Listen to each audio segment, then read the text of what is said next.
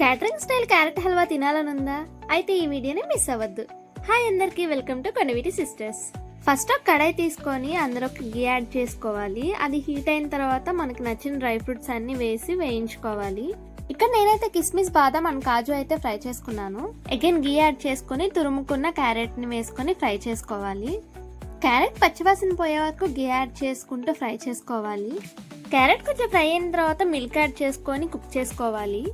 Milk మొత్తం observe చేసుకున్న తర్వాత 1 కప్ షుగర్ యాడ్ చేసుకొని కలుపుకోవాలి. అండ్ దాన్ని లిడ్ పెట్టి క్లోజ్ చేసుకోవాలి. ఇప్పుడు ఫ్రై చేసుకున్న డ్రై ఫ్రూట్స్ లోకి 3 యాలకులు వేసి దంచుకోవాలి. మనం బద్దకిష్ట నెంబర్ 1 కాబట్టి దంచుకున్నాం, బట్ తెలుసుగా మీరు మాత్రం కట్ చేసుకుని వేసుకోవాలి. షుగర్ మెల్ట్ అయ్యి హల్వా దగ్గర పడినప్పుడు కట్ చేసుకున్న డ్రై ఫ్రూట్స్ యాడ్ చేసుకోవాలి. And then 2 tablespoon ghee add చేసుకోవాలి. ఇన్ కేస్ మీ దగ్గర ఉంటే కనుక కలాకాండ్ కూడా యాడ్ చేసుకోండి. ఇది స్వీట్స్ లో వేసే కర్పూరం అన్నమాట. స్టవ్ ఆఫ్ చేసుకున్న తర్వాత చిటికెడు వేసుకొని కలుపుకోవాలి. అంతే, simple and fabulous carrot halwa ready.